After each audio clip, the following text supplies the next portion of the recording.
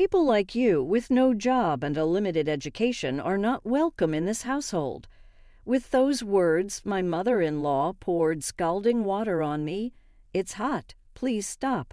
I involuntarily screamed, shocked by her bizarre behavior. Pouring boiling water on anyone is inexcusable. Fortunately, I suffered no burns, but it could have been a disaster. I couldn't believe my mother-in-law would resort to such extremes. Moreover, it wasn't me, but my husband, who was unemployed. A growing anger towards my mother-in-law's attitude surged within me. Enough is enough. If she's gone this far, I'll do as she wishes. Understood? If you insist, I have no choice. I'll leave this house, I declared. Finally, you're leaving. That makes things easier for me. My mother-in-law expressed joy, far from being remorseful. I no longer wanted to stay in such a hostile environment. I promptly packed my things and returned to my parents' home. My mother-in-law didn't know that my husband, Raffle, was unemployed or that I had been supporting the household finances. In fact, since quitting my job, I had started trading stocks and was earning about $30,000 a month. Even if I was driven out of her house, I could still live on my own without any issues. I wouldn't have any qualms about being on my own. Even as she came to me in tears, struggling with living expenses, I would never lend a hand. She should regret kicking me out like this. I had married Raffle about 2 years ago. We were from the same university and had been dating since then. Both of us, graduates of the economics department, aspired to work in finance and managed to secure jobs at different brokerage companies after graduation. Despite our busy days, we maintained our relationship. 3 years later, Raffle proposed. "Julia, I will definitely make you happy. Marry me?" Believing that I could be happy with Raffle, I accepted. "Yes, I'm looking forward to it," I replied. We decided to get married, thinking we could build a happy family together. However, Raffle then dropped an unexpected bomb. "Hey, Julia, would you quit your job and live with me at my parents' house?" "What? I don't mind quitting my job, but we're newlyweds. I'd like to live with just the two of us. I'm just worried about leaving my mother alone." "I'll make sure it won't be a burden to you." Raffle's father had passed away when he was in middle school, and since then he had lived with his mother. Being an only child, Raffle was concerned about her. Understanding his feelings, I agreed. "Okay, I'll live with you." 2 weeks later, we moved into Raffle's family home. My mother-in-law, now able to live with Raffle, initially greeted us with a pleased expression. However, as soon as she looked at me, her expression clouded. She stared at me coldly, making it painfully clear that I was not welcomed. "It doesn't matter. You didn't have to come here," she muttered something under her breath. I thought I heard my mother-in-law muttering something under her breath, but I couldn't make it out clearly. I smiled and brushed it off. At this point, I began to feel a bit anxious about living with her. However, the day passed without any particular issues. The next morning, I woke up to the sound of my mother-in-law yelling at me, "Are you still sleeping? Hurry up and prepare breakfast." When I looked at the clock by my bed, it was still before dawn, around 4:00 a.m., and it was still dark outside. I was surprised that she would demand breakfast so early. "Why so early? Don't just lay around because you're not working," my mother-in-law scolded me. Still groggy from sleep, I thought it was way too early in the morning, but I couldn't argue back and started preparing breakfast. Even while preparing breakfast, my mother-in-law kept parading me. "Hurry up. Why does it take you so long? You're so slow." After 30 minutes, breakfast was finally ready. "I'm sorry for making you wait," I said. "You finally finished? Can't you make it faster?" My mother-in-law complained again. I wanted to retort that it was physically impossible to do it any faster, but I just smiled and shrugged it off. "What is this? This soup is too salty." "What is it?" "I don't think it's that salty," I replied. "What are you saying?" "There's something wrong with my taste. Are you trying to kill me quickly by feeding me such salty meals?" My mother-in-law's harsh words confused me. I never thought or intended such a thing. Why was she so harsh on me? curious. I mustered the courage to ask my mother-in-law, "Why are you so harsh on me?" "What are you talking about? I don't think I'm being harsh," she replied. "Or are you trying to make me the bad guy?" "No, that's not what I mean," I said. I was overwhelmed by my mother-in-law's pressure and couldn't talk back. Finish eating, start cleaning. After that, there's laundry to do, so there's no time to rest, she commanded. Since then, every day I was continually harassed by my mother-in-law, wearing me down both mentally and physically. While I was cleaning, she would say things like, "You missed the dust in the corner." When I was doing laundry, she'd complain, "There's still a stain." A month after starting to live with her, I felt like I was going to break, so I talked to Raffle about it. "It's about your mother. She's been saying mean things to me every day, and it's hard. Could you please tell her not to say such things?" But Raffle showed no reaction. I was momentarily irritated by Raffle's lack of response, but then I noticed something strange about him. He was pale, as if he had something important to say. "What's wrong? Did something happen?" I asked. Hesitantly, Raffle began to speak. "Actually, I've been fired from the company." "What is this? Some kind of joke?" I was speechless, unable to comprehend. "There was a downsizing at the company and I got laid off," Raffle explained. Due to recent economic downturns, the company's profits had plummeted, leading to unavoidable large-scale layoffs. "So you'll be unemployed from tomorrow." "Well, I can work for one more month after receiving the notice of dismissal, but after that." Fortunately, I had been using my knowledge from my time at the securities company to trade stocks. Although I struggled at first, I was now earning about $30,000 a month, so we weren't struggling financially. I was comforting Raffle and had forgotten about all the harassment from my mother-in-law. From the next day onwards, I endured my mother-in-law's harsh treatments as Raffle lost his job. Feeling the need to be strong and support him, I continued to endure the situation. A month passed, and Raffle was officially laid off and became unemployed. He started looking for a job initially, but gradually he began to spend most of his time at home, making excuses. "Shouldn't you start looking for a job more seriously?" I suggested. "Yeah, I'm looking, but it's hard to find a good company that will suit me," Raffle replied, seemingly having no intention of actively seeking new employment.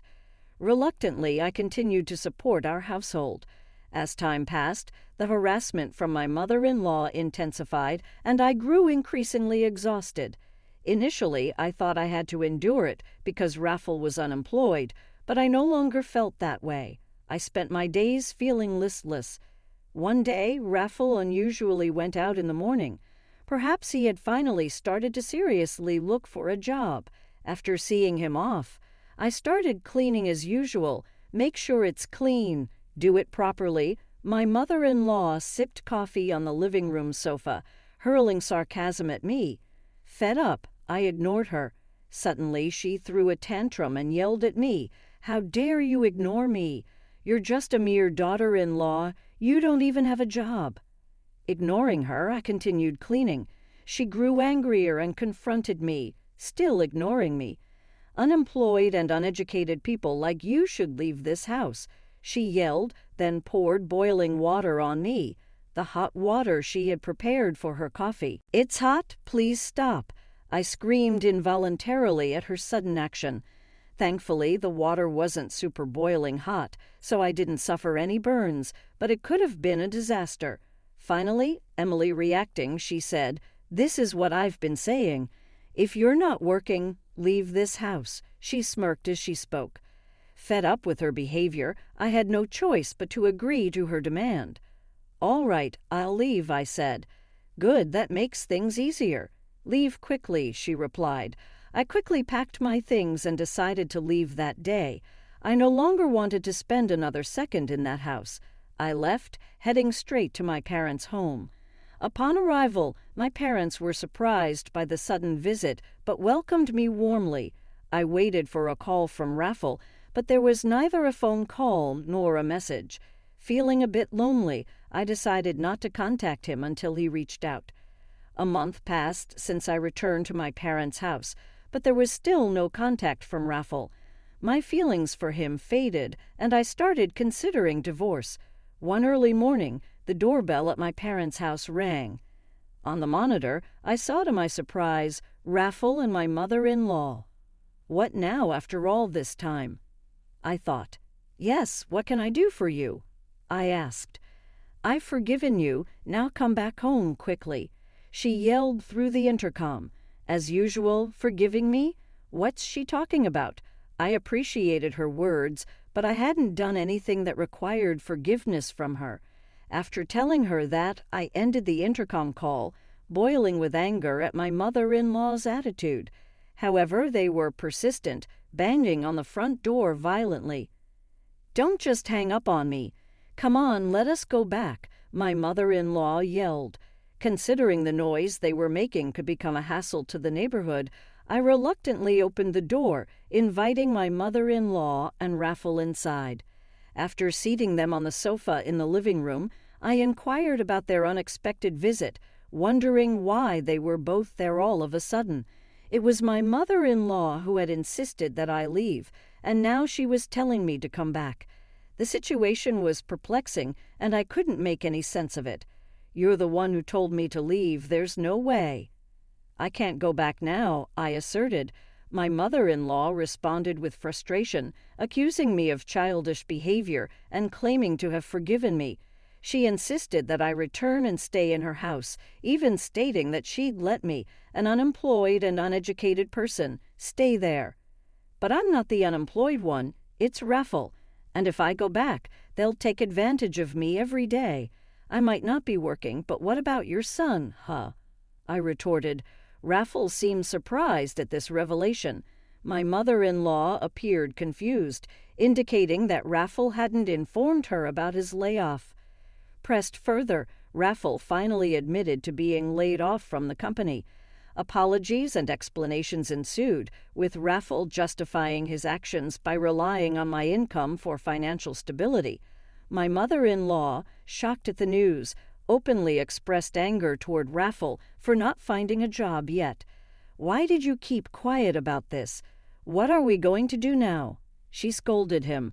Raffle assured her that my income would suffice for the time being, causing my mother-in-law to label him as worthless for not actively seeking employment. Fed up with Raffle's excuses, I couldn't believe that I had ever thought of supporting him. When my mother-in-law suggested I come back, I vehemently rejected the idea, considering all the mistreatment I had endured. Their unexpected visit had turned into a heated argument, revealing the truth about my mother-in-law pouring boiling water on me. Raffle was shocked to learn about this incident and confronted his mother. "Why did you do that?" he asked her. She admitted to the act, attributing it to my ignoring her. The revelation sparked a heated exchange between Raffle and his mother, prompting me to intervene and urge them to take their arguments home. Realizing the impact of their loud arguments on someone else's house, my words prompted a change in their attitudes. Previously assertive and bold, they now pleaded with me to come back, promising that they wouldn't cause any harm again. Despite their pleas, I saw through their intentions. Raffle's promise to find a job seemed insincere, and my mother-in-law's assurance not to cause trouble appeared dubious. I voiced my skepticism, stating that their words were pointless and that they would only take advantage of me. Their silence confirmed my suspicions, and I left them in the living room, heading to my room, leaving them to contemplate their actions. When I returned to the living room 5 minutes later, they were still sitting in silence with their heads down, frustrated by the prolonged silence. I questioned, "How long do you plan to stay quiet? It doesn't matter to me anymore." Instead of a response, Raffle signed something I had handed him, a pre-filled divorce form with my name on it. Surprised by the document, Raffle looked utterly confused. I bluntly explained, "Can't you see? It's a divorce form. I'm done with someone who won't find a job and didn't even contact me after I went back to my parents' house." "Don't wait, please. This is too sudden," Raffle protested. I found his stubbornness irritating as he seemed oblivious to the fact that his actions were the root cause of our problems. Unmoved, I affirmed, "I've made up my mind. My decision to divorce you won't change no matter what you say." Raffle, still in disbelief, questioned if divorce was too harsh. Coldly, I responded, "I don't think so. It's your fault." I directed the same coldness toward my mother-in-law, who was partly to blame. Resigned to the situation, Raffle signed the divorce form, warning me not to regret it. However, I felt a sense of relief and asserted that the one who might regret it was Raffle. "I'll submit the divorce form. I don't want any compensation, just go home," I declared, finalizing my divorce from Raffle. Though it may have seemed harsh, it was necessary to escape the harassment from my mother-in-law and Raffle's unemployment. 2 weeks later, while relaxing at my parents' house, I received a call from my ex-mother-in-law. She informed me that the electricity and gas had been cut off and questioned if I had done something. I explained that I had stopped paying for Raffle and her living expenses.